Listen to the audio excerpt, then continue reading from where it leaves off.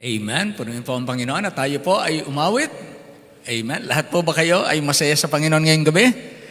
Amen. Wow. Salamat po at tayo ay nasa bahay-sambahan. At tayo ay pinagpala na magkakasama-sama uli sa salita ng Diyos. Tayo po ay aawit sa Panginoon, ating itaas ang ating tinig.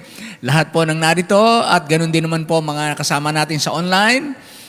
Yung kayo po ay marahil nasa inyong bahay o nasa trabaho, nasa pangingibang bayan. Inaalala po namin kayo at ibig namin kayong makasama. Awitin po natin, "Mine eyes have seen the glory." Nakita natin ang kaluwalhatian ng Diyos. Everyone! Mine eyes have seen the glory of the coming of the Lord. He is trampling out the vintage where the grapes of wrath are stored. He had loosed the faithful lightning of his terrible sword. His truth is marching on. Everyone! Glory, glory, hallelujah.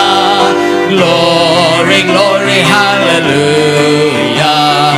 Glory, glory, hallelujah. His truth is marching on. I have seen him in the watchfires of 100 circling camps. They have builded him an altar in the evening dews and lamps. I can read his righteous sentence by the dim and flaring lamps. His day is marching. Let's keep marching on, everyone. Glory, glory, hallelujah. Glory, glory, hallelujah. Glory, glory, hallelujah. His day is marching on. He has sounded forth the trumpet that shall never sound again. Yes, he is sifting out the hearts of men. We march forward. Oh, be sweet my soul to answer him, be jubilant my feet. Our God is marching on. Glory, glory, hallelujah. Glory, glory, hallelujah. Glory, glory, hallelujah. Our God is marching on. Man, wow. One more song, Come and Dine. Ang mga ligtas, ang mga buhay ay nagugutom spiritually at ang Diyos ang nag-aanyaya sa ating i-enjoy natin ang kanyang piging inihanda. Alright, Come and Dine. Yes, as a table spread where the saints of God are fed, He invites His chosen people, come and dine. With His manna He that feed and supplies our every need. Oh, 'tis sweet to sup with Jesus all the time. Come and dine, the Master calleth, come and dine. You may feast at Jesus' table all the time. He who fed the multitude turned the water into wine. To the hungry call it now, come and dine. The disciples came to land, thus obeying Christ's command. For the Master called unto them, come and dine. They were from their heart's desire, bread and fish upon the heart. Thus He satisfies the hungry every time. Come and dine, the Master calleth, come and dine. You may feast at Jesus' table all the time. He who fed the multitude turned the water into wine. To the hungry calleth now, come and dine. Soon the Lamb will take His bride to be ever at His side. Yes, kasama tayo dyan. All the hosts of heaven will assemble. Kasalan sa langit. All will be a glorious ride. All the saints in spotless white, and with Jesus they will feast eternally. Come and dine, the Master calleth, come and dine. You may feast at Jesus' table all the time. He who fed the multitude turned the water into wine. To the hungry call it now, come and dine.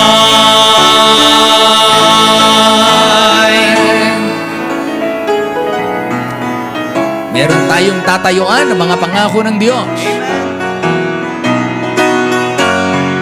Standing on the promises of Christ my King, through eternal ages let His praises ring.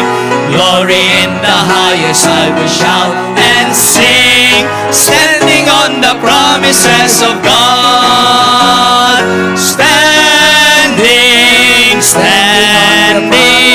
standing on the promises of God, my Savior. I'm standing, I'm standing on the promises of God, standing on the promises that cannot fail. When the holy storms of doubt and fear assail, by the living word of God I shall prevail. I'm standing on the promises of God. I'm standing on the promises of God, my Savior. I'm standing on the promises. I'm standing on the promises of God. Standing on the promises of Christ the Lord, bound to Him eternally by love's strong cord, overcoming daily with the Spirit's sword. I'm standing on the promises of God.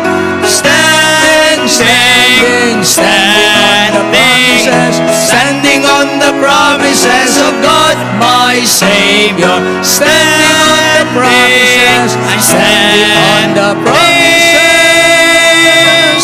I'm standing on the promises of God. Amen. All the people say amen. Only a sinner. Ha? Tayo po yan. Although tayo ngayon ay saints. Ha? Everyone. Not have I gotten but what I received. Grace had bestowed it since I have believed. Boasting excluded, pride I abase. I'm only a sinner, saved by grace. Amen. Only a sinner, saved by grace. Only a sinner, saved by grace.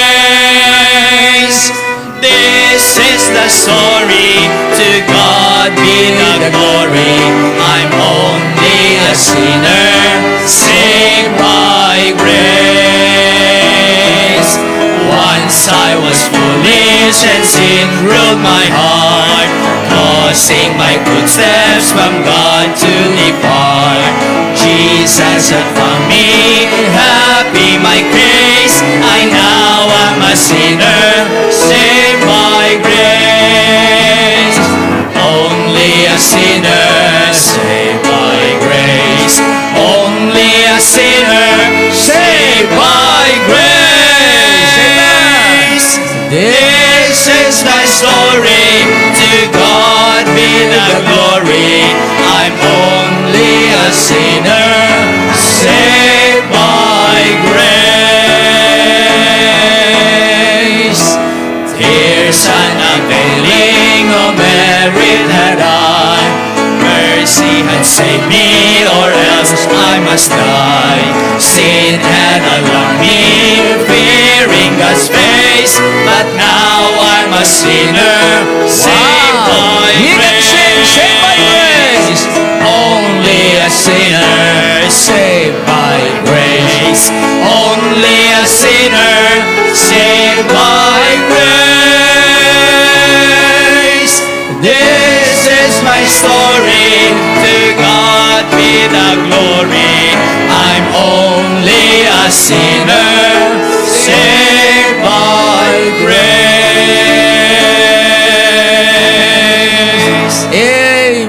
Lahat po ng save, say amen. Tayo po ay nakapagsasabing tayo ay save. Hindi po yan masabi ng marami. Ha? Yung masabing tayo ay save, napakalaking pagbabago sa ating buhay. Na dati pag tinatanong tayo, hindi natin alam kung saan tayo pupunta. Pero ngayon, nasasabi natin ang merong kapanatagan sa ating puso at katiyakan mula sa salita ng Diyos na tayo ay saved. Ha? Naligtas na tayo. Hindi po tayo nagtatrabaho para maligtas. Tinrabaho na ni Kristo ang ating kaligtasan.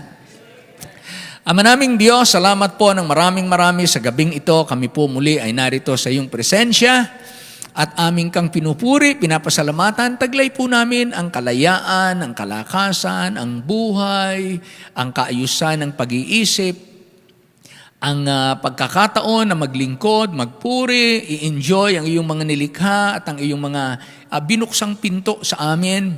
Salamat sa mga kagalingan ng mga karamdaman. Salamat po sa karugtong na mga lakas na kami itinatawid mo sa bawat araw. Salamat po kung kami man ay may mga karamdaman. Kasama po namin sa araw-araw ang karamdamang ito, pero nananatili pa rin kaming buhay. At ito po ay dahil ng bukas na palad mo sa amin. Kaya't inaalala po namin ang aming mga kapatid na kasalukuyang may karamdaman. Ikaw po ang humipo sa kanila. Ikaw po ang magdulot ng kagalingan, kaginhawahan.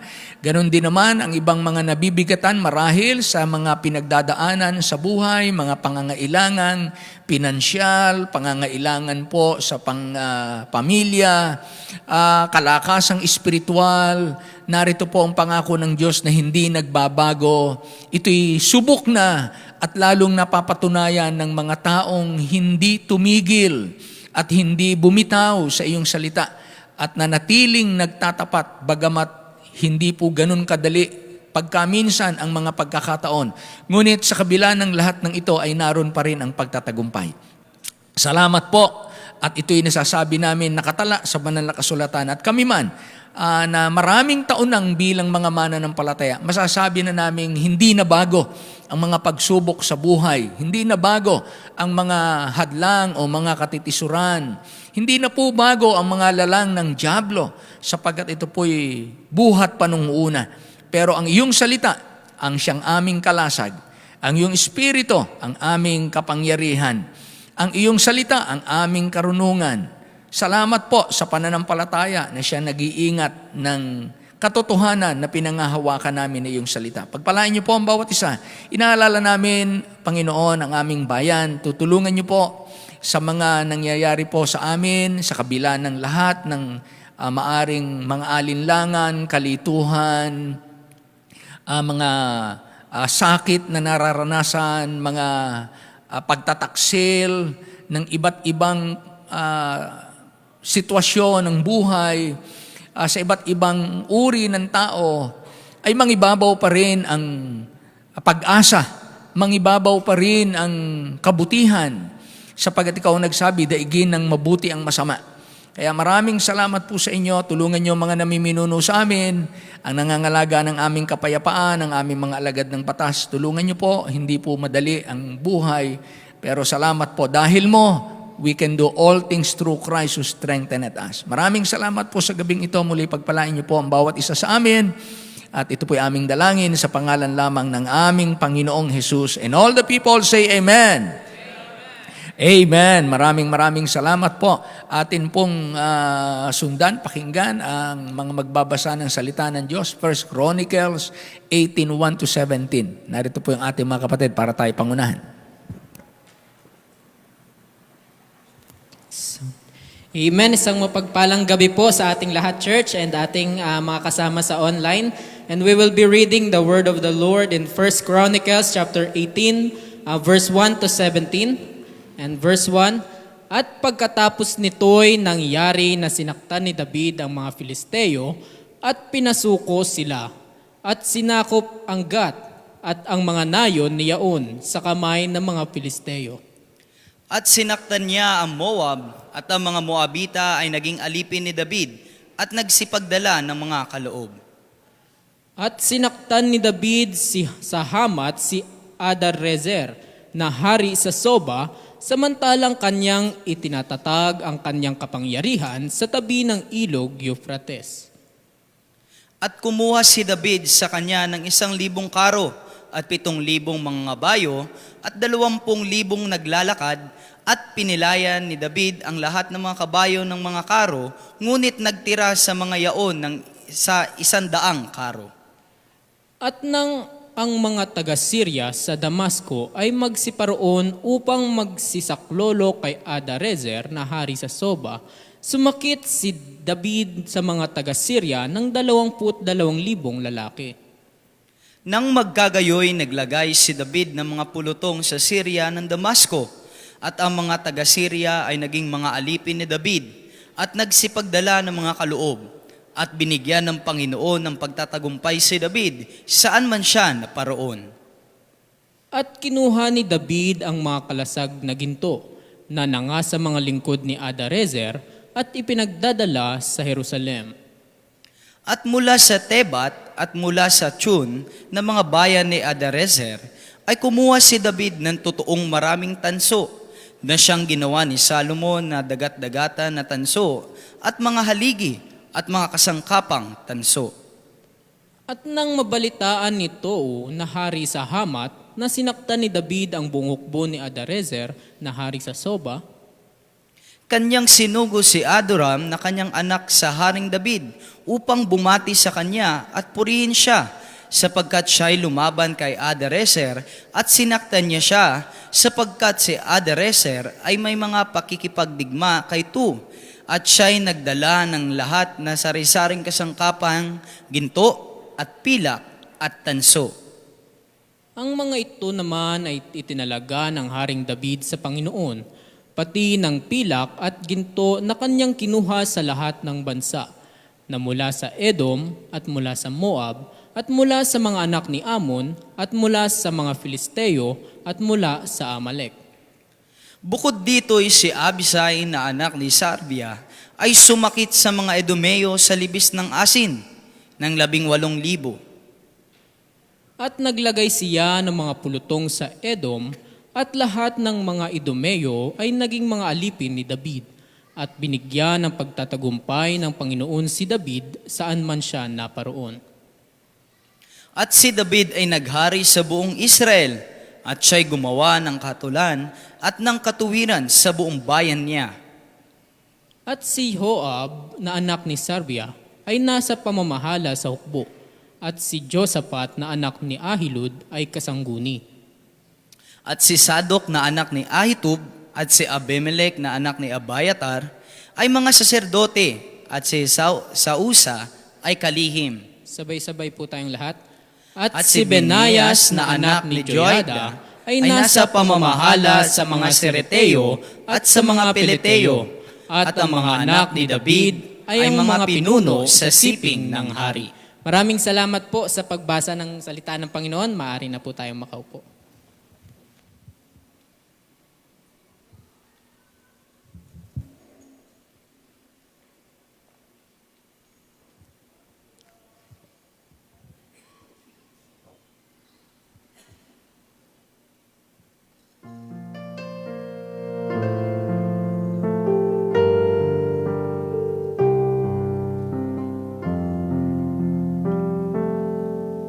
Sa bawat dahon ng aklat ng buhay, bakas ang luha na tumatangay, inaanod ang pag-asa, unti-unting nawawala, haligin ng munting daigdig ko. Minsa'y nanlalamig na rin ng araw,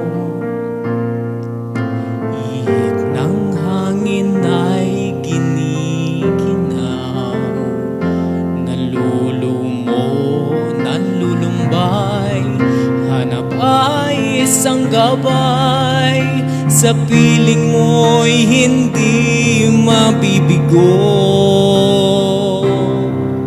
Kahit magunaw man ang daigdig,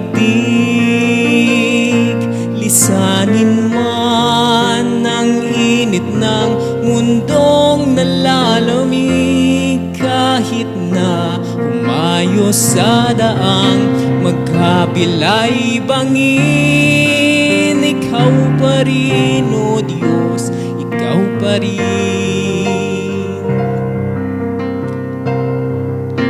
Pag-ibig mo'y hindi magwawakas, kalinga mo, O Diyos, ang siyang magbibigay lakas sa anumang panganib, ginintuan ang iyong pagliligtas. Panatag at tiyak, itatawid mo sa landas. Kung sa tadhana'y di alam ang guhit, bawat sagabal ang sinasabi, ikaw ang siyang tatawagan, sa ruko'y aapawan ng pag-asang kailan may dulot mo. Kahit magulaw man ang daigdig, lisanin man ang init ng mundong nanlalamig, kahit na umayo sa daang magkabilay bangin, ikaw pa rin, O Diyos, ikaw pa rin. Pag-ibig mo'y hindi magwawakas, kalinga mo, O Diyos, ang siyang magbibigay lakas sa anumang panganib, ginintuan ang iyong pagliligtas. Panatag at tiyak, itatawid mo sa landas. Panatag at tiyak, itatawid mo sa landas.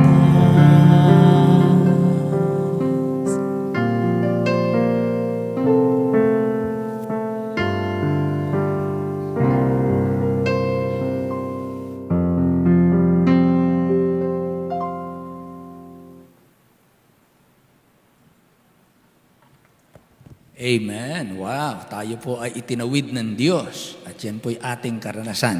Amen. Thank you, kapatid. At tayo po ay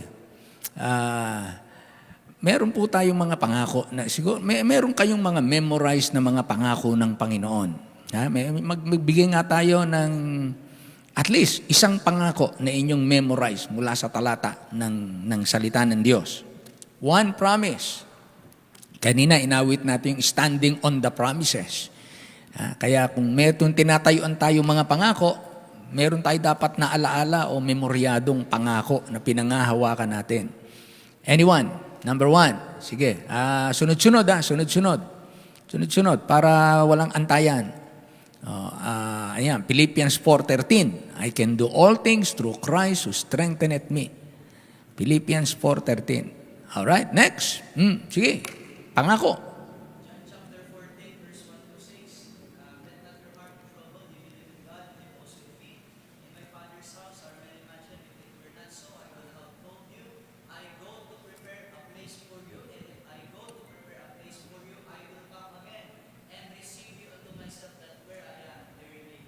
Wow, okay. Hanggang 10 lang, hanggang 10. O, 2 na kami. O, next.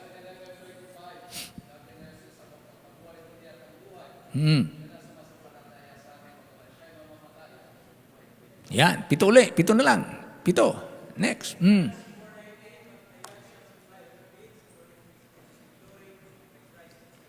na lang.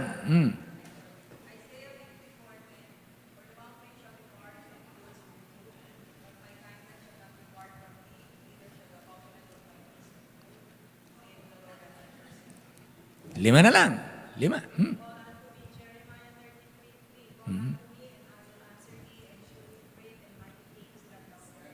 Amen. Next, 4 na lang.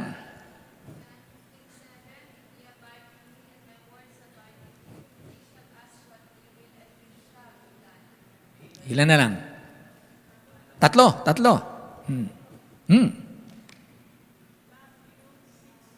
Hmm. But,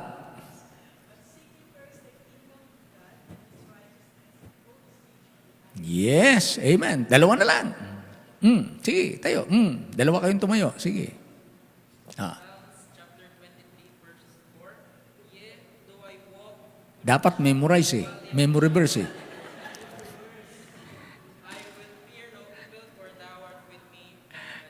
Ayan. Okay, next, last.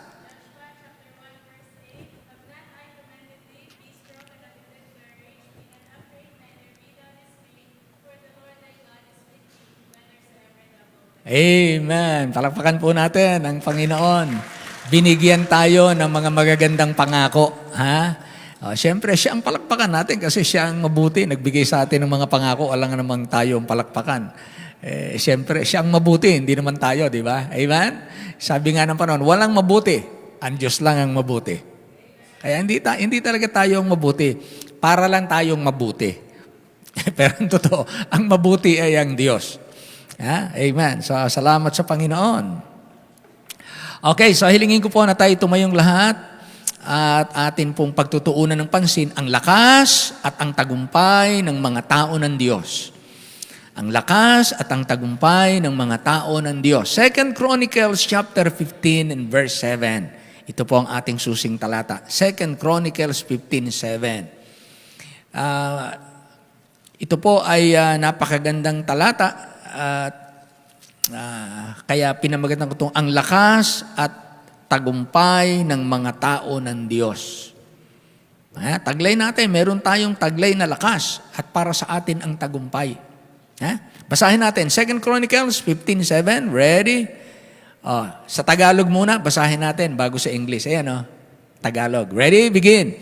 Ngunit mangagpakalakas kayo at huwag manglata ang inyong mga kamay sapagkat ang inyong mga gawa ay gagantihin. Sa English, be strong therefore, and let not your hands be weak, for your work shall be rewarded. Wow! Meron na tayong pangako sa Panginoon. Of course, ito po ay ipinangako niya sa mga Israelita sa pamumuno ni King Asa. Kaya sabi niya, be strong. Therefore, let not your hands be weak, for your work shall be rewarded. Ang maraming Diyos, kami po'y lumalapit po sa inyo. Akma at tama lamang sa lahat ng panahon na laging mapanghawakan at laging huwag mawala sa isipan ng mga mananampalataya na meron kaming taglay na lakas sa anumang puwersa ng kadiliman. Meron kaming lakas na nagmumula sa inyo. Meron kaming lakas na nagmumula sa kapangyarihan ng Diyos. Hindi kami magagapi ng kaaway kung kami ay akma ang puso sa iyong paningin. Kaya pangunahan niyo po kami sa gabing ito upang manatili kami na nagwawagayway ng bandila ng katagumpayan dahil mo. Pagpalain po ang bawat isa at dalangin namin ito sa pangalan lamang ng aming Panginoong Hesus, and all the people say Amen. Amen. Makakaupo na po tayo. Kailan nagiging malakas ang mga tao ng Diyos? Bakit ba natin kinakailangan magpakalakas? Bakit ba natin pinag-uusapan dapat ang mga Kristiyano ay malalakas? Kaya may mababasa nga kayo sa talata, dahil ng walang lakas ay hindi makapagluwal ng bata. Meron yan sa Bible Dahil ng without strength, I cannot deliver a child. Kaya mahalaga po sa mga nanganganak yung meron siyang lakas. Kasi kung yung panahon na umiire yung nanay, yung manganganak, at umiire at walang lakas, naku, hindi mailalabas yung bata. Hindi mailalabas ang bata. Kaya kinakailangan may lakas. Mahalaga yung may lakas. Kung kayo ay walang energy, wala kayong taglay na lakas, ay napakahirap po ng buhay. Nakaranas ba kayo ng kayo parang yung isang araw para kayong nauubusan ng lakas? Alam niyo po, pagka kayo nataas ang blood sugar, at tapos umiinom kayo ng gamot, yung meron kayong maintenance, Tapos yun ay nagpapababa ng blood sugar eh. Pagka bumaba ang blood sugar mo at hindi ka nakakain, dahil mabilis ibinababa yun ng gamot eh. At hindi ka nakakain, ikaw ay mangangatal at ikaw ay unti-unting manghihina. Kaya yung iba nagko-collapse na lang pagka hindi na naagapan. At yung iba ay namamatay sa pila. Bumabagsak, namamatay. Kasi tiniis yung, alala namin kami nasa Las Vegas, ganun eh. Kinekwento sa amin yung mga magsusugal doon, marami doon yung mga matatanda na mga retired na. Ang gawain na lang nila ay magpunta ron sa Las Vegas at magsugal. At yung iba doon ay mga diabetic, ayun, nakapila sa libang sa sugal, pila sa pagkain. Doon, bumagsak na doon, namatay na. Ganon, nawala ng lakas. Ang pintig ng puso, wala na. Kaya mahalaga po ang lakas, mga kapatid. Kaya napakahalaga na alam ninyo, taglay nyo yung lakas mula sa Diyos. Kasi minsan, hindi po ang problem natin physical, hindi ang problem natin pera, hindi ang problem natin gobyerno, hindi ang problem natin ay edad, hindi ang problem natin ay kung ano-ano mga bagay. Minsan, ang problem talaga natin, hindi tayo malakas spiritually. Kasi magtataka po tayo, mga minamahal, maraming dumaan sa end stage ng sakit. Kaya ano man yan, cancer man yan. Pero dahil sila spiritually strong, sila ipinakakain sa leon, sila binabalatan ng buhay, sila ipinapako sa krus. Pero dahil sila spiritually strong, ano bagat sila ay matagumpay? Hindi sila nagmamakaawa, sila ay umaawit. Iba po yung lakas na spiritual. Kaya, ibig ng Panginoon na una, tingnan po natin, mayroon akong gustong basahin sa inyo, kung ano ba ang kalagayan ng Israel ng panahong yon. Ang sabi dito, tingnan nyo sa verse 5. Verse 5. 15:5. Tingnan nyo po yan. Sabi dito, and in those times, there was no peace to him that went out, nor to him that came in. But great vexations were upon all the inhabitants of the countries, plural. Kahit saan ka magpuntang bansa, walang kapayapaan. Noong time na yon. Yun ang kalagayan noong time na yon. Kaya kinakailangan, para ka mag-survive, kinakailangan malakas ka. Dahil ang nangyayari sa mga bansa, walang pumapasok na may kapayapaan, walang mag-a-abroad, lalabas ng bansa para humanap ng kapayapaan. Kahit saan ka magpuntang bansa, involved sa gulo. Bakit po? Sapagkat ang sabi sa verse 6, look at verse 6, and nation was destroyed of nation, and city of city. For God did vex them with all adversity. Kaya kung imagine niyo, parang merong kapareho dito tayo sa ating kapanahunan, yung nangyayari ngayon sa mga bansa na maraming bansa ngayon ay waring ibig ma-involve sa digmaan, patayan, mga pag-aaklas. Pero mas malala ito kasi wala kang puntahan na ikaw ay magkakaroon ng kapayapaan. Except sa Panginoon. Yun na lang, God is the only safe haven or yung tinatawag nating city of refuge. Siya na lang yung ating tower of safety. Sa Kanya pwedeng manganlong. Kaya naman ang sabi sa verse 7, ang advice ng Panginoon at ng prophet kay King Asa, be strong. Kayo, magpakalakas kayo. Therefore, and let not your hands be weak, for your work shall be rewarded. So, kailan nagiging malakas ang mga tao ng Diyos? Yan ang sabi sa verse 1 to 4. Look at verse 1, sabi dito, and the Spirit of God came upon Azariah, the son of Oded, and he went out to meet Asa, and said unto him, hear ye me, Asa, and all Judah and Benjamin. So doon naka-address yung mensahe sa hari at sa mga tribes ng Judah at Benjamin. Etong sabi ng Panginoon, the Lord is with you while, yun ang duration, habang kayo'y sumasa Kanya. Ang Panginoon ay sumasa inyo habang kayo'y sumasa Kanya. If you seek Him, He will be found of you. But if you forsake Him, He will forsake you. Now, for a long season, Israel had been without the true God.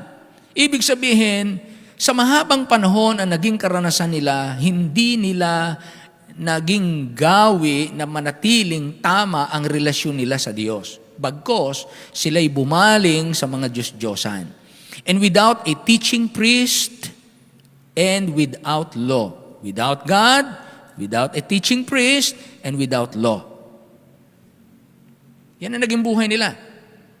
Ang after effect, ibinibigay sila ng Diyos sa mga kaguluhan at hindi sila makasumpong ng kapayapaan. Pero ang sabi ng Bible sa verse 4, but when they in their trouble did turn unto the Lord, God of Israel, and sought Him, He was found of them. Kaya dito, maliwanag pa rin na lagi na hindi basta ng Diyos ibinibigay ang kapayapaan, kinakailangan ang tao manumbalik sa Diyos. Merong human responsibility. Kaya ng Diyos ibigay at dinggin ang mga panalangin. Kaya nakita natin dito, kailan nagiging malakas tayong mga anak ng Diyos o mga tao ng Diyos? Sabi rito, when the Lord is with you.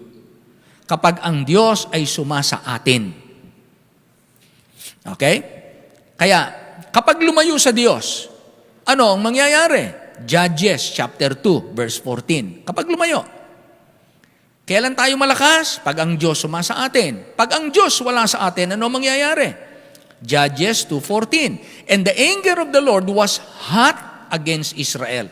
And He, God, delivered them into the hands of spoilers that spoiled them.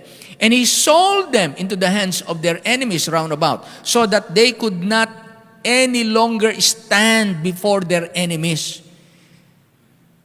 Naging talunan sila, naging mahina sila, dahil wala ang Diyos sa kanila. Tingnan niyo yan. So, kailan nagiging malakas ang mga tao ng Diyos? Kapag ang Diyos ay sumasa atin. Hindi sinabing pagka kayo'y maraming pera, pagka kayo'y mga professional, pagka kayo'y nagtulong-tulong, nagkaisa kayo. Kahit na tayo magkaisa, pangangalatin tayo ng Diyos. Kaya, kapag lumayo sa Diyos, anong sabi ng Bible? Sold them into the hands of their enemies round about. Oh. Nakapaligid sa kanila, mga Arab countries Talunan sila. Pag sinakop sila, talo sila. Ganon na nangyari sa kanila. Bakit? Ang Panginoon wala sa kanila Oh. Another. Tingnan natin. Psalm 81:11 and 12. Lagay natin sa Tagalog nga, kapatid. Kapag lumayo sa Diyos. Psalm 81:11 and 12. Sa Tagalog. Basahin ko sa English. But my people would not hearken to my voice, and Israel would none of me. So I gave them up unto their own heart's lust, and they walk in their own counsels. Ang pinakamasakit, mga kapatid, yung hindi ka na ng Diyos gabayan at hindi ka niya itama. Yung ibinigay ka na ng Diyos, yung nangyari sa Israel So I gave them up unto their own heart's lust. Wag nating gayahin o sundan yung ipinakikita na ng Diyos na naging marka. Naging marka, naging kasaysayan. Marka sa kasaysayan ng bansang Israel na sila ay ibinigay ng Diyos sa kanilang sa pita ng kanilang sariling puso para lakaran nila yung kanilang sariling iniisip. Yun. Siyempre, mali-mali na yan. Pasama sila ng pasama. Yun ang nangyari sa kanila. Another. So pag lumayo sa Diyos, ito makikita natin. Ilan lang to sa mga talata, ilan lang to.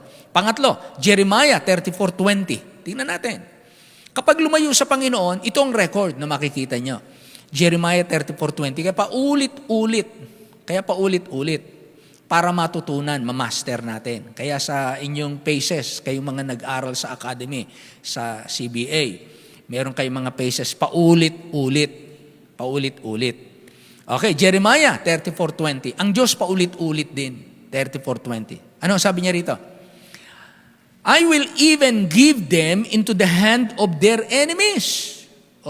And into the hand of them that seek their life. And their dead bodies shall be meat unto the fowls of the heaven and to the beasts of the earth. Kapag hindi tayo kinampihan, hindi tayo kinasihan ng Diyos, talunan tayo. Walang mangyayari sa ating efforts. Bagsak tayo. Biktima tayo ng mga kaaway. Pero sa likod ng lahat ng iyon, ang Panginoon pala ang nagpaparamdam, nagpapadala ng mensahe. Oy, kayo'y manumbalik sa akin dahil pag hindi, iiwanan ko kayo. Parang gano'n ang nangyayari, ha? He will forsake you. Sabi niya, if you will forsake me, I will forsake you. Kailan na lang nangyari na sabi ng Panginoon, I will never leave thee nor forsake thee. Nang na kay Kristo na tayo. Pag na kay Kristo na tayo, wala na. Pero may palo. Hindi pa tayo libre, may palo. Number 4, Lamentation, chapter 2, verse 5. The Lord was an enemy. Kakampi mo ang Panginoon, pero pumosisyon ng Diyos na parang ako ang laban sa iyo ngayon. The Lord was an enemy, as an enemy. He had swallowed up Israel. He had swallowed up all her palaces. He had destroyed his strongholds. Pati yung patibayan nila, yung inaasahan nilang safe sila, yung comfort zone nila, sinira ng Panginoon. And had increased in the daughter of Judah mourning and lamentation. Ang pinarami niya yung mga panaghoy at mga kapighatian, pagtangis ng mga Hudyo. Bakit? Pumosisyon ng Diyos na kagaya ng kaaway. So, laban ang Diyos sa Israel. Dahil ng kanilang ginagawa na pagkakamali. Number 5, Judges 16:20. And he said, the Philistines be upon thee, Samson. Alam natin to. Si Samson. Nang ang Panginoon umalis sa kanya. Hindi ang kamay ng Diyos inalis sa kanya. And he walked out of his sleep and said, I will go out as at other times before and shake myself. And he wished not that the Lord was departed from him. Wala na siyang lakas. Individual yun, Paramihin mo yon, i-multiply mo yon, ganun ang ginawa ng Diyos sa isang bansa. Kaya niyang palakasin, kaya niya ring alisin ng lakas. Kaya niyang pagwagiin, kaya niya ring ibigay sa kaaway. Kaya ganun ang nangyari kay Samson. So madaling picturein, na ang isang simbahan nasisira, nawawala kapag ka ang Diyos umalis ang kamay ng pagpapala. Ang isang buhay, ganun din. Bagamat hindi sa lahat ng pagkakataon na nakikita natin na parang bagsak, parang lugmok, parang minamalas, sabihin natin iniwanan ng Panginoon niya, may pinalo niya, siguro may kasalanan yan, kaya ganyan na nangyari sa buhay. Hindi natin pwedeng masabi kaagad yun dahil maraming nagkaganon masama ang nangyari pero wala namang ginawang masama. Sino ang alam niyong halimbawa na hindi naman gumawa ng masama pero masama ang nangyari? Si Job, si Joseph, si Jesus Christ, si Stephen, dami, di ba? Dami sa Bible. Na hindi ko may nangyaring masama, may ginawang masama. Pero tiyak sa Bible, yung mga gumagawa ng masama, may mangyayaring masama. Ang kagandahan lang dun sa hindi gumagawa ng masama, pero may nangyaring masama, yung nangyaring masama, binabaliktad ng Diyos na uuwi sa ikabubuti. Amen? Ganon. Kaya magpatuloy ka lang, magtapat lang tayo. Kaya kung parang sa pagtatapat natin, sa paghahangad nating maglingkod sa Diyos, may nangyayari pa ring masama. Hindi ka naman gumagawa ng masama. Ano bagat masama? Nagpatong-patong ang, ano ba't na andyan yung mamumutol ng kuryente? Wala kang pambayad. Oh. Ano bagat andyan ang mga aksidente?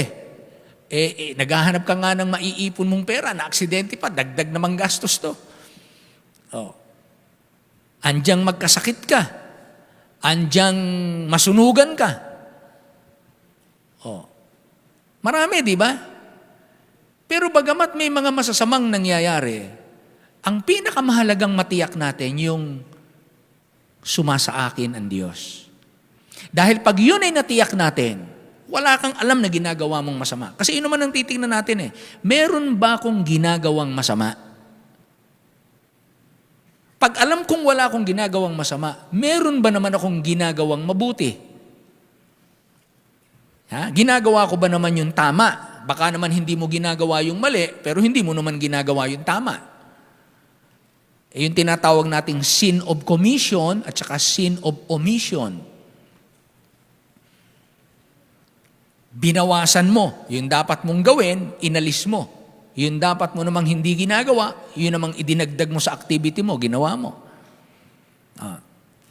Kaya, alamin natin yung ating sarili. Pagka maliwanag sa'yo, tapos kung hindi ka sure, to be sure, Lord, search my heart, know my thoughts, see if there be any wicked way in me, diba? Search me, O God, and forgive me, cleanse me, put a right spirit in me, and lead me.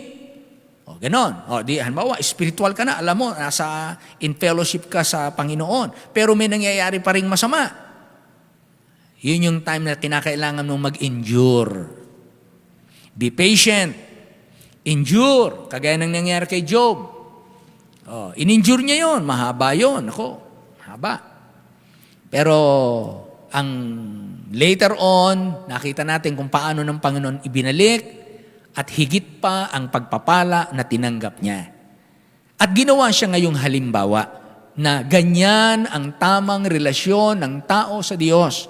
Na kahit may hindi magandang nangyayari, kahit ang ginagawa mo'y maganda, tama sa paningin Diyos, wala kang kaalam-alam na ginawa mong masama, buo ang loob mo na ginagawa mo ang tama sa paningin ng Diyos. Ano bagat may ganitong nangyari na dapat ito nangyari sa mga masuwayin? Ano ba't sa masunurin pa nangyari? Kaya hindi kayo pinapalo ng Diyos. Hinuhubog kayo ng Diyos. Hinuhubog tayo, tinuturuan tayo, pinapatalino tayo, at inihahanda niya tayo para sa mas malaking pagpapala. Just go ahead lang, Huwag kayong babago doon, no? Ano na 'yon? May mga bagay na hindi na natin binabago. Kahit na ano mangyari, sabi nga ni Job, kahit patayin ako ng Diyos, magtitiwala pa rin ako sa Kanya. 'Yun ang kanyang paninindigan. Kahit patayin ako ng Diyos, hindi ako magtitiwala pa rin ako sa Kanya. Yun din ang sabi ni Habakuk. Tingnan niyo yung salita ni Habakuk. Saan ba yan? Habakuk.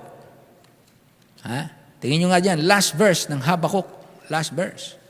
Hindi ako nagkakamali.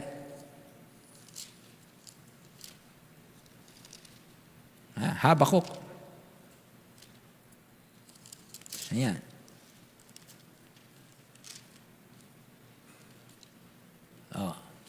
Last verse. Ano nakalagay dyan?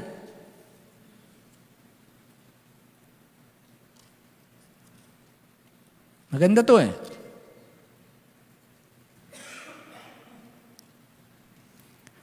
Ito, verse 17. Simula ng 17. Sabi rito, 3:17. Although the fig tree shall not blossom, neither shall fruit be in the vines, the labor of the olive shall fail, and the field shall yield no meat, the flock shall be cut off from the fold, and there shall be no herd in the stalls.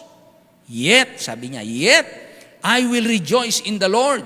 I will joy in the God of my salvation. The Lord God is my strength, and He will make my feet like hinds feet, and He will make me to walk upon mine high places. Yan ang kanyang hope. Yan ang kanyang expectation. At yan ang kanyang conviction. Sabi niya, yet, although,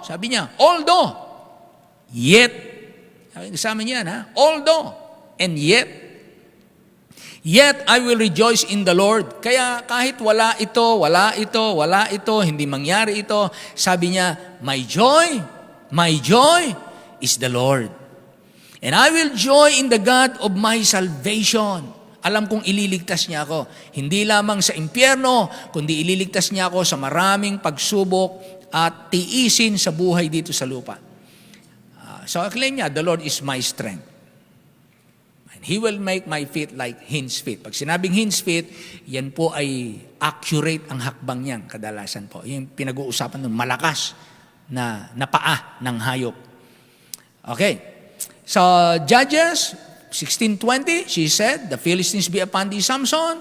Hindi niya alam, ni Samson, iniwan siya ng Panginoon.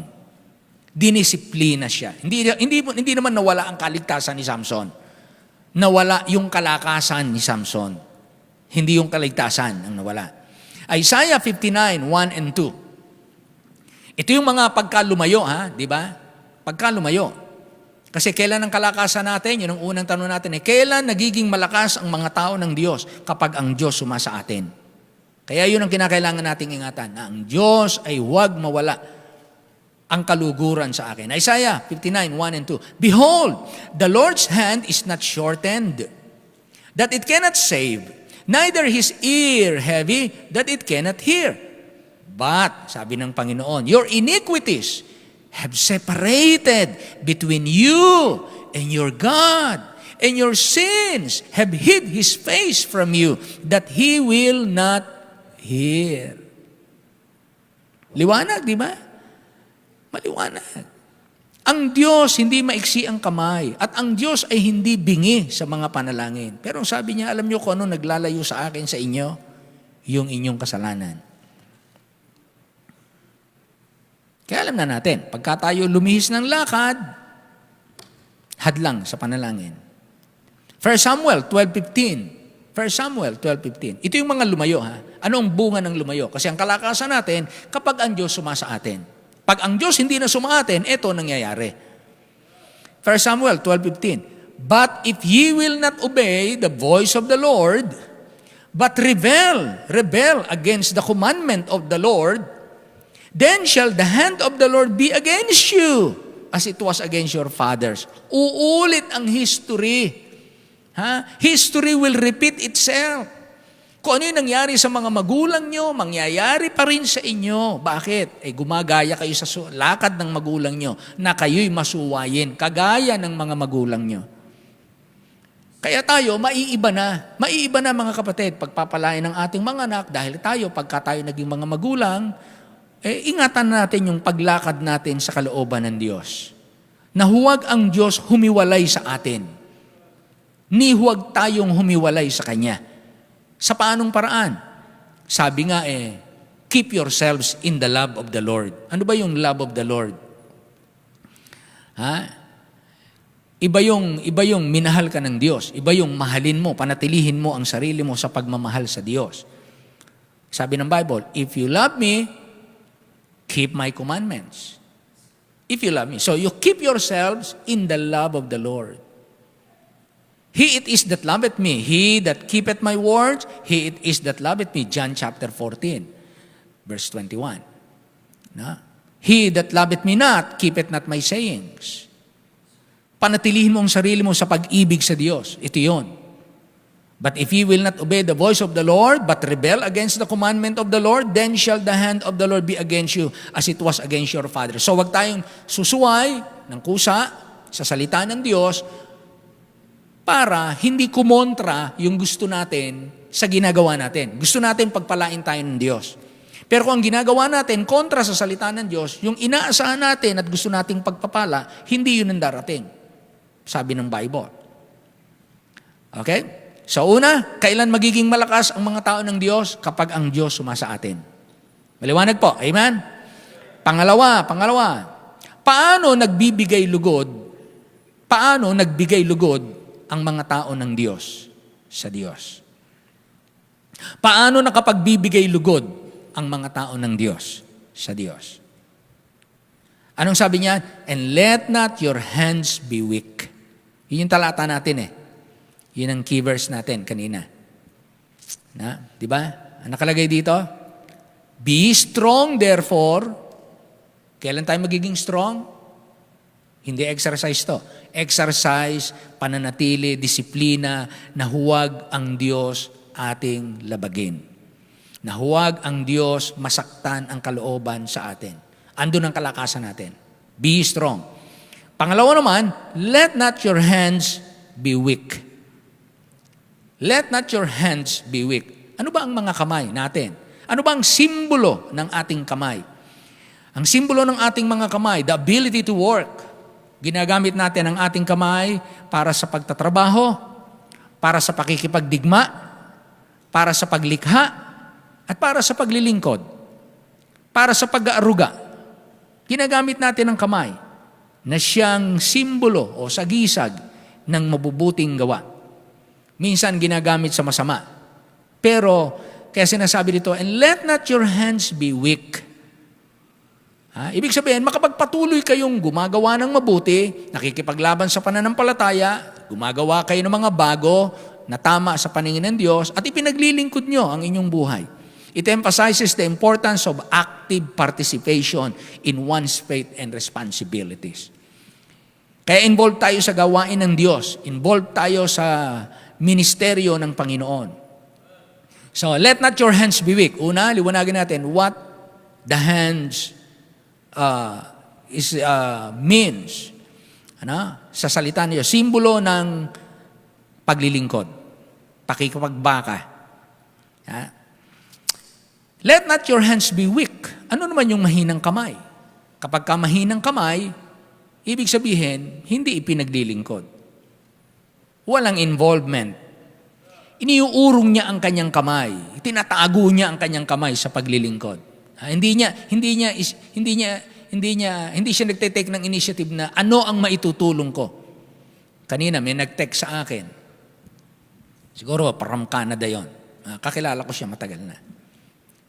Hello, Pastor. Ilan nakalagay? Hello, Pastor. So, pagka ganon, minsan may mga gustong sabihin.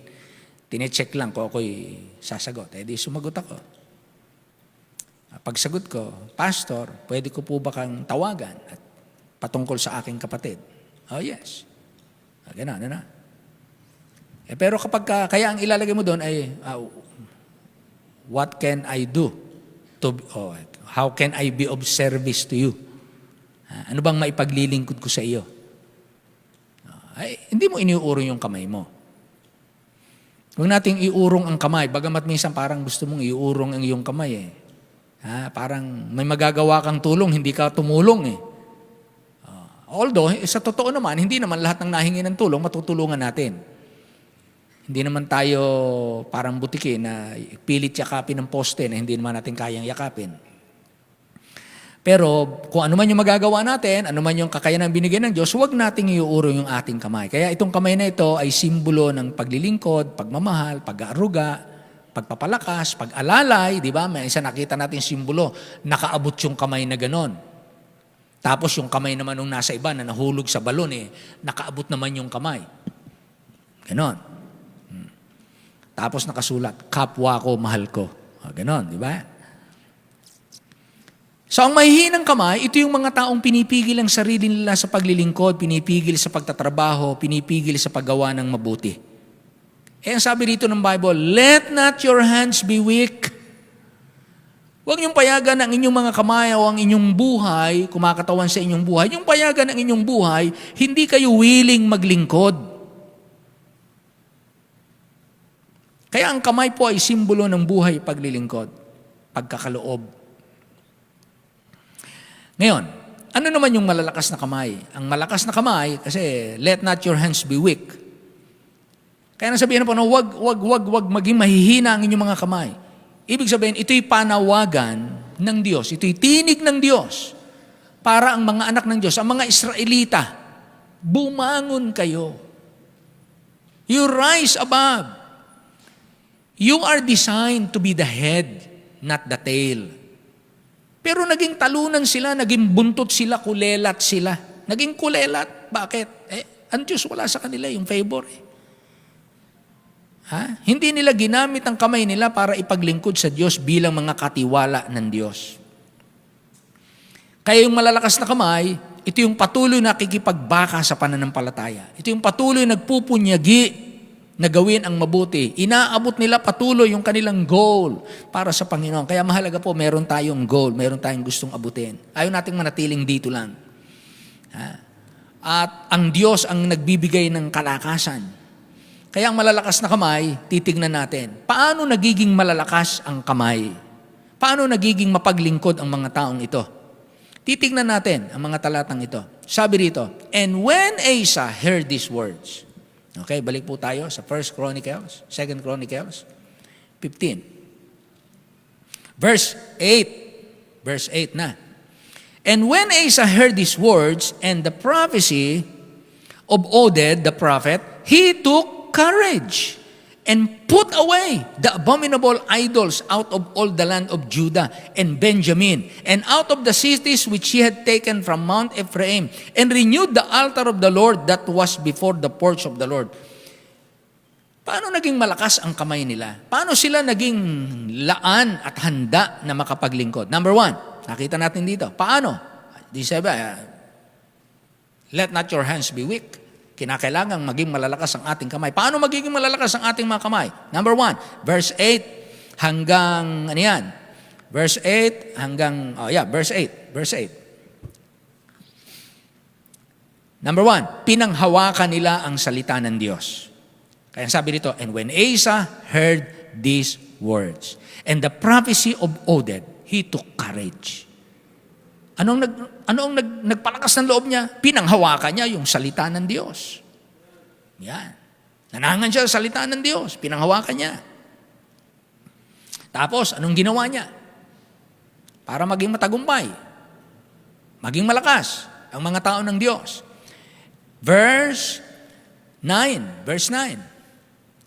And he gathered all Judah and Benjamin and the strangers with them out of Ephraim and Manasseh, and out of Simeon, yung mga tribes yan, he gathered all of them.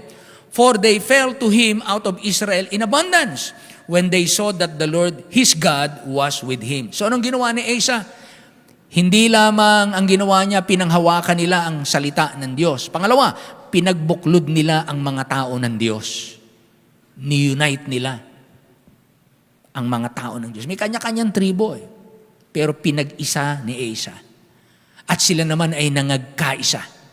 Kaya sabi dito, and he gathered all Judah and Benjamin and the strangers with them out of Ephraim and Manasseh and out of Simeon, for they fell to him out of Israel in abundance when they saw that the Lord his God was with him. So they gathered themselves together. Hindi lang sila ginather ni Asa, kundi sila mismo ginusto nila. They gathered themselves. Willing sila. Nag-gather sila sa Jerusalem in the 3rd month, in the 15th year of the reign of Asa. Wow. Pinanghawakan nila salita ng Diyos, tapos nagkaisa sila. Lumakas ang kanilang kamay. Pangatlo. Verse 11. Next. Paano pa sila lumakas? And they offered unto the Lord the same time of the spoil which they have brought, 700 oxen and 7,000 sheep. And they entered, and they entered into covenant to seek the Lord God of their fathers with all their heart and with all their soul. That whosoever would not seek the Lord God of Israel should be put to death, whether small or great, whether man or woman. Bihirang commitment, ano? Sa noong unang ginawa nila? Pinanghawakan nila salita ng Diyos. Pangalawa, pinagbuklod nila ang mga tao ng Diyos. Pangatlo, pinagtibay nila ang relasyon nila sa Diyos. Bawat isa sa kanila, pinagtibay nila ang relasyon nila sa Diyos. They entered into a covenant. Nagkaroon sila ng tipan. Hahanapin natin ang Panginoon ng ating mga magulang, ng buong puso at ng ating buong kaluluwa. At kung ang sino man ay hindi humanap sa Panginoon, ipapapatay. Ano kaya kung ganun ang gawin sa mga simbahan, ano? Sino mang hindi magtatapat na mga mananamba, ipapapatay. Ano kaya kung gano'n ang gobyerno, no? Pero pinagtibay nila ang relasyon nila sa Diyos. Kaya dapat po matibay. Yung covenant na ito, hindi nila iniwan yung tinatawag nating old faith. Yung dating pananampalataya na nakagis na natin, nakilala natin mula sa salita ng Diyos. Hindi natin ito babaguhin. Kahit tayo kakaunti, kahit tayo mahirap na simbahan, huwag nating babaguhin. Ang mahalaga, tama tayo ang ginagawa natin sa paningin ng Diyos. Amen? Pinagtibay nila yung relasyon nila sa Diyos. Kaya yun ang pagtibayan ninyo, mga kapatid, para ding mag-asawa. Pagka relasyon ng mag-asawa matibay, kahit anong problema ng mag-asawa, ay magkasama yan.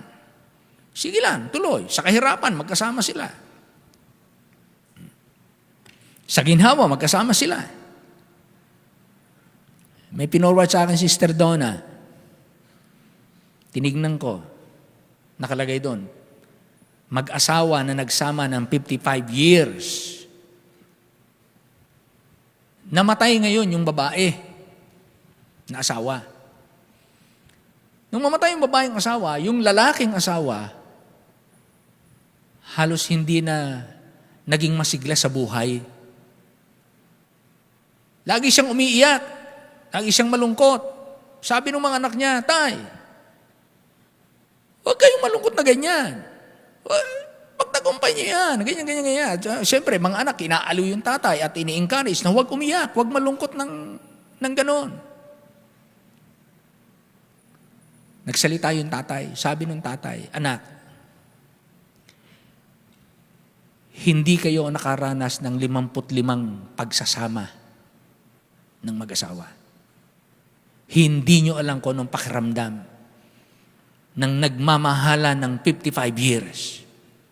Na laging magkahawak, laging magkausap, laging magkatuwang, nagpapatawaran, nag-uunawaan. Hindi nyo alam ang pakiramdam. Alam nyo, nung madinig ng mga anak, nagsitahimik ang mga anak. Niyakap nila yung tatay nila. At nag-iyakan sila. Sabi niya, samahan niyo ko sa libingan ng nanay ninyo. Kaya ganun po mga kapatid, Hindi tatagal ng 55 na maganda ang samahan ng mag-asawa kung hindi magiging malakas at maayos ang kanilang relasyon. Kaya kung yan ay totoo sa mga mag-asawa, dapat totoo rin niya sa mga magkakapatid. Mga magkakapatid, pagtibayin niyo ang relasyon ninyo. Kaya kayo ginawa ng Diyos na magkakapatid. At kaya din tayo ginawa ng Diyos na magkakapatid sa loob ng simbahan. Hindi lang tayo magkakasama rito na para tayong mga bato na itinambak dito. Hindi po. Meron tayong puso. Meron tayong isip. Meron tayong choice. Diba?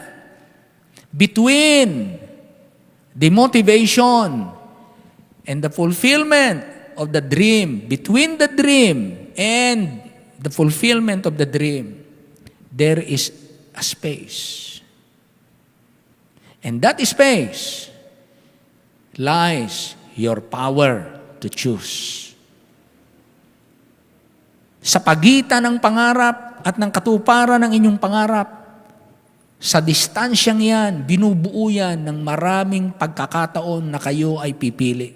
At kung anong pipiliin ninyo, it's either mangyayari ang inyong pangarap o mabibigo kayo sa inyong pangarap. Why? Because of wrong or right choice sa buhay. Kaya piliin natin ang maging tapat. Pagtibayan natin ang ating relasyon sa Diyos. Amen? Yes. Ano pa? Ano pa? Verse 14. Verse 14. And they swear unto the Lord with a loud voice and with shouting. Sigawan sila. And with trumpets and with cornets. And all Judah rejoiced at the oath, for they had sworn with all their heart and sought him with their whole desire. Talaga, whole desire, whole heart, loud voice, shouting. Imagine niyo mga ginamit na salita, For they had sworn with all their heart and sought Him with their whole desire. Talaga nagkaroon sila ng kanya-kanyang paghanap nila, personal nilang hinanap ang kaluguran at kalooban ng Diyos ng buong puso. Kanya-kanya. Alam niyo po, napakasarap kung sa bawat pamilya, ganyan yung tindi, yung alab ng puso ng bawat miyembro ng simbahan. Oo. Dapat po, so anong nangyari? Pinagbuti nila ang pagluwalhati sa Diyos. Pinagbuti nila. Kaya hindi po nila basta pinuri ang Panginoon ng mahina ang boses, ano yun, tawag natin doon, conversational. Sabi ng Bible dito, loud voice. Yan ang sabi. And Judah rejoiced at the oath, for they had sworn with all their heart. They swear unto the Lord with a loud voice, with shouting, with trumpets, with cornets. They rejoice. And they had sworn with all their heart. They sought Him with all their desire. And He was found of them. And the Lord gave them rest round about. Talagang pinagbuti. Kaya pag umawit kayo, pag pinaawit tayo, abay pagbutihin yung pag-awit, wag yung parang tinatamad kang umawit. Aawit ka lang sa isang istansa, sa pangalawa, tinatamad ka na. Pagbutihin ninyo. Hindi pwede tayo maging malalakas na hindi nyo pinagbubuti yung ginagawa nyo para sa Panginoon. Pagbutihin ninyo. Pag binigyan kayo ng pinagagawa, gawain naman, pagbutihin ninyo. Kung mananamit kayo, pagbutihin ninyo. Kung tutugtog kayo, tumugtog, pagbutihin ninyo. Kung tayo mananambahan, pagbutihin natin, nakafocus tayo. Talagang pinagbuti nila ang pagluwalhati sa Diyos. Kaya mahalaga yung, alam nyo, mabantayan natin yung ating sarili, na yung hindi tayo pa ganun-ganun ba? Ganun-ganun. Minsan masigla kang umawit, minsan tamad-tamad kang umawit, minsan masigla kang umawit, tamad-tamad kang umawit. Parang wala sa loob mo yung inaawit mo, parang hindi totoo yung hindi totoo yung inaawit mo. Bakit po? Kasi yung isip natin, hindi na talaga nakapokus sa Panginoon. Hindi na ganun kabuti yung ibinibigay nating pagluwalhati sa Kanya. Dumadating yun sa mga Kristiyano. Kaya ito, paalala sa atin. Para maging malakas at matagumpay ang mga anak ng Diyos, ang sabi ng Panginoon, let not your hands be weak. Be strong. Let not your hands be weak. So pinagbuti nila ang pagluwalhati sa Diyos. Next.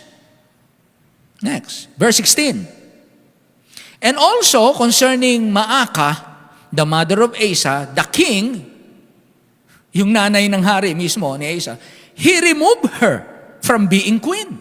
Pampihira. Ano ba to? Si Asa, galit sa nanay niya. Abay, nay, kung ikaw reyna ka, nalagay ka sa marangal na kalagayan at hindi ka karapat-dapat, aalisin kita. Kaya hindi ito pamilyang pamanamana, hindi. Pagkarapat-dapat ka.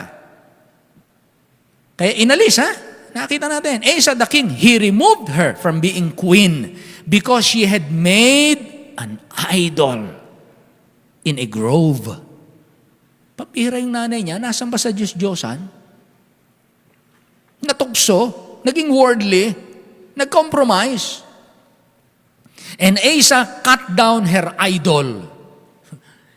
Yung kanyang laging saklolo na tinatawagan.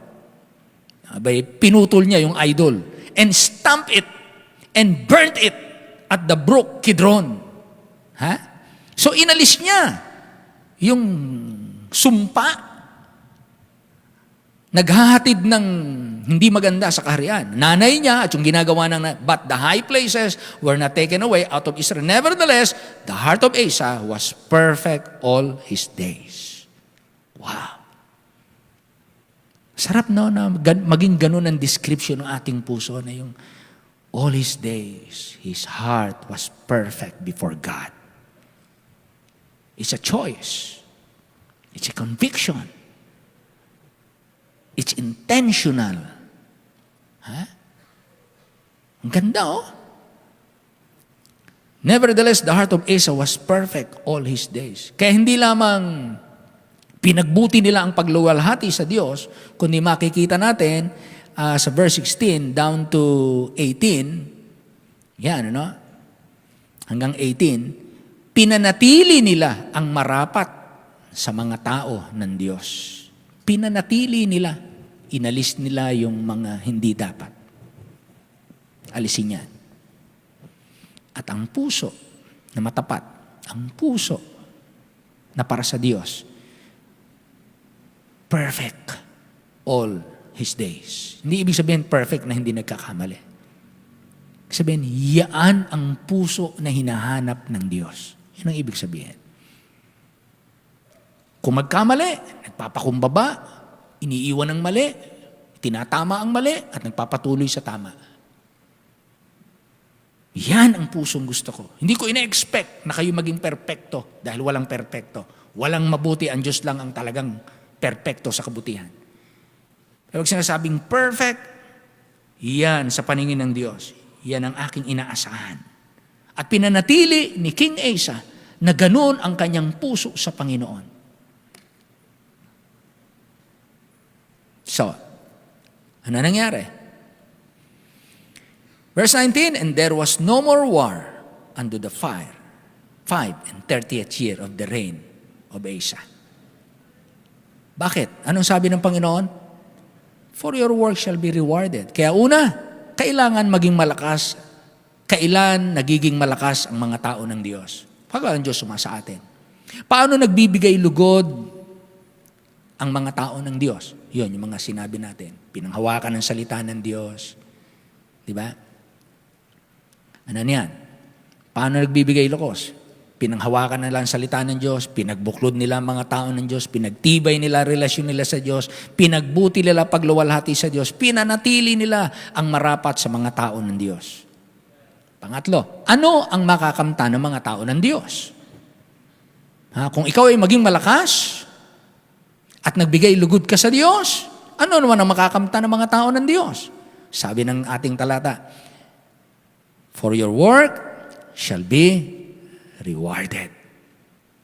At ano naging reward nila?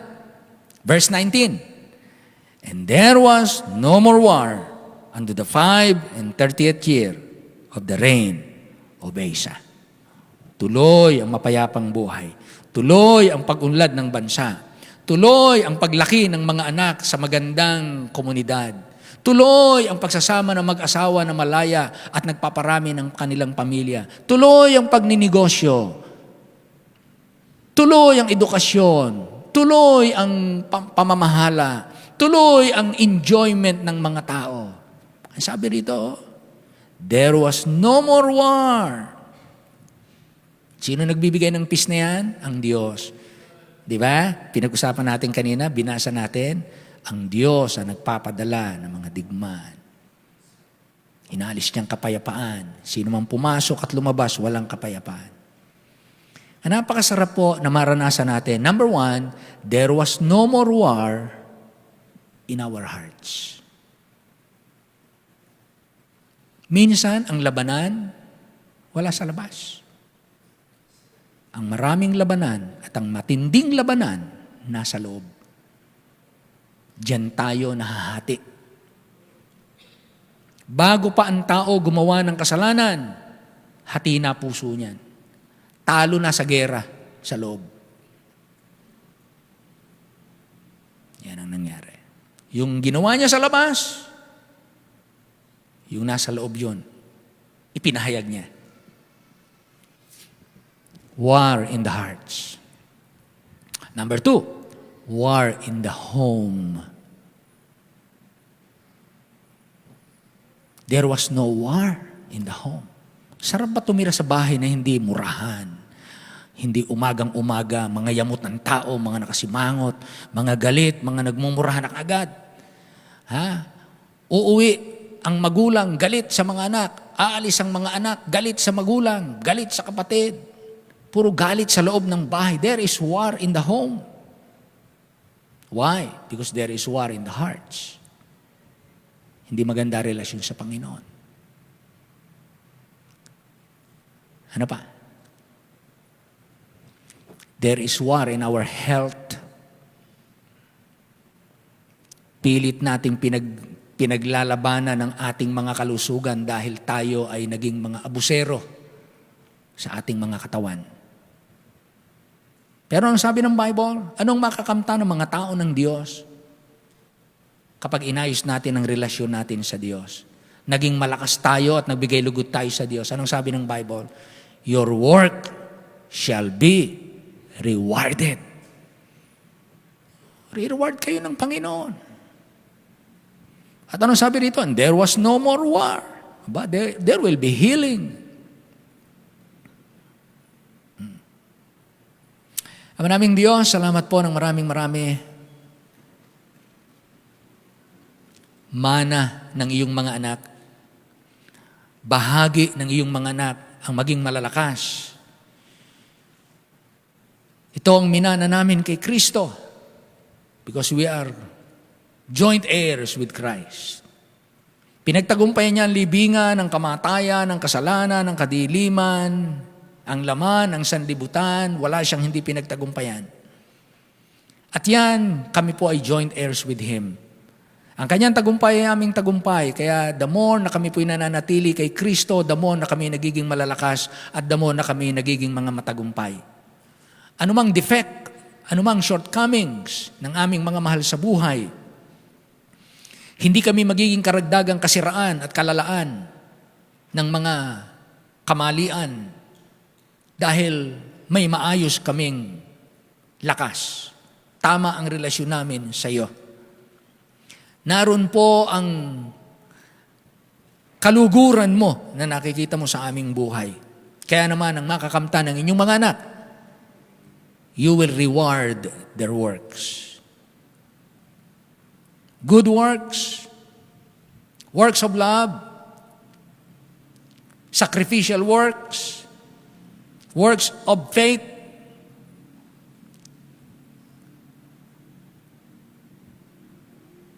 works of humility, anuman pong mabuting gawa, na ayon sa iyong paningin, you will reward. Kaya salamat po. Marami na pong tinatanggap ang inyong mga anak. Minsan hindi lang namin identify. At napakaganda kung may mga na-identify kami na ito'y reward, blessing ng Panginoon. Kaya hindi kami titigil, hindi kami lalayo, lalo kaming magpapakalakas at lalo kaming maglilingkod, magtatapat. Dahil itinalaga kami para magtagumpay, hindi para maging mga biktima. Salamat po sapagkat hindi pa nangyari sa aming panahon ang nangyaring ito sa kanila, na lahat ng mga bansa, walang papasok at walang lalabas na makakasumpong ng kapayapaan. Dahil ginugulo mo ang mga bansa. Inaalis mo ang kapayapaan sa kanila. Pinapahintulot mo na umiral ang kasamaan ng tao. Salamat po sa tuwing ang iyong mga tao ay nanumbalik at tumawag muli sa iyo. Hindi maiksi ang iyong kamay at hindi bingi ang iyong tainga para dinggin ang kanilang mga panalangin at sila iyong pagpalain. Maraming salamat po sa simbahan ito at sa marami pang simbahan sa iba't ibang dako. I-bless you po ang inyong mga anak at ang lahat ng mga nakikinig. Ito po ay aming hiling at dalangin na nagpapasalamat sa pangalan lamang ng aming Panginoong Hesus. Amen. Amen. Amen. Tayo po ito ngayong lahat. Tayo po ay magpasalamat sa Panginoon. Wow. Salamat sa mga, alam niyo, pinakinggan ko yung mga preaching ninyo. Salamat sa Panginoon. Basta kung naman ang inyong gagawin, mga kapatid, just do it the best you can. Awitin natin yung Oh, How I Love Jesus. Alam niyo, awit na yan? There is a name I love to hear, I love to sing its word. Amen. Everyone. There is a name I love to hear, I love to sing its word. It sounds like music in yes, amen. The sweetest name. Come on, let's sing the name of Jesus. Oh, how I love Jesus. Oh, how I love Jesus. Oh, how I love Jesus. Because He first loved me. Second, it tells me of a Savior's love who died to set me free.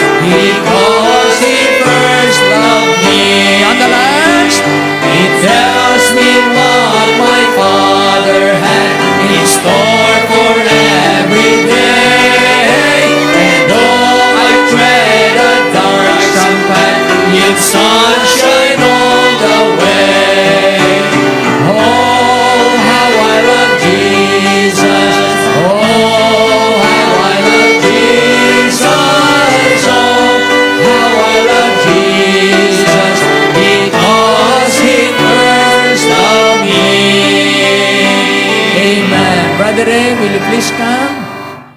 Paunahan tayo sa pasalamat sa ating mga kaloob. Amen. Tayo po'y manalangin na kailan Diyos. Salamat po sa inyong mga mensahe. Salamat sa inyong pastor at patuloy binusog mo kami ng mga salita mo.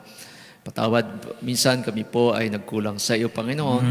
At tulungan mo kami patuloy na lumago sa paggawang mabuti, paglilingkod po sa iyo at paningasin mo ang aming mga espiritu, Panginoon. Apo. Salamat po, Lord. Pagpalain mo rin po ang mga anak mo sa aming pagbibigay. Apo. Pangunahan niyo po kami, unahan niyo po ng pagpapala ang inyong mga anak. Patuloy ka pag magbukas sa maraming pagpapala. Mga blessing, ganyan po, Lord. Mga business, pagpalain mo po. Mga health, ang bawat isa po sa amin. At patuloy mong kalingain ang aming church, ang aming family, at ang aming bayan, Panginoon. Amen. Apo. Salamat sa lahat na ito, Lord. Ito ang aming dalangin. In Jesus' name we pray. Amen. Amen. Amen. Makakaupo na po.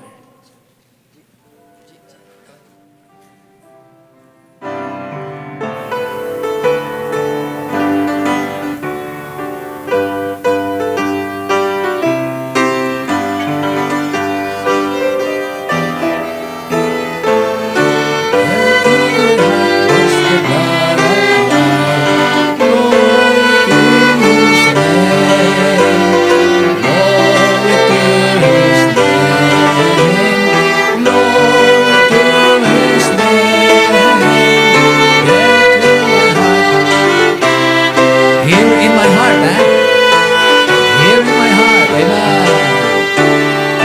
I am so wondrously. Shall we all stand, please? His Son so sweetly abides within. Here, there at the cross where He took me in. Glory to His name. Glory to His name. Glory to His name. Here in my heart was the blood of life. Glory to His name. Amen. Brother Julius, will you come? Close us in prayer. Kasama sa prayer, pag-pray mo na rin kapatid, yung ating nalalapit na anniversary. This month of June will be our anniversary evangelistic month. Evangelistic month ng August. Kaya mag-invite na kayo, ilan nyo na ng umaga o hapon, kung meron tayong goal na sa umaga, ganitong bilang, let's say, mag-goal tayo ng, let's say, 500 sa umaga, 300 sa hapon, para kasya dito. Tapos, ganun din susunod na linggo, 500 sa umaga, 300 sa hapon. Kung magagawa natin yun, marami tayong maimbitahan. Amen? Kaya pag-pray natin, magampanan po natin yan. Okay, Brother Julius. Dakilang Diyos, salamat Ama sa isang paalala na ibinigay niyo po sa amin mula sa iyong salita na kaming inyong mga tao, Panginoon, ay ninanais niyo, Panginoon, na magpalakas sa bawat isa, magbigay ng kapurihan sa inyo, Panginoon, at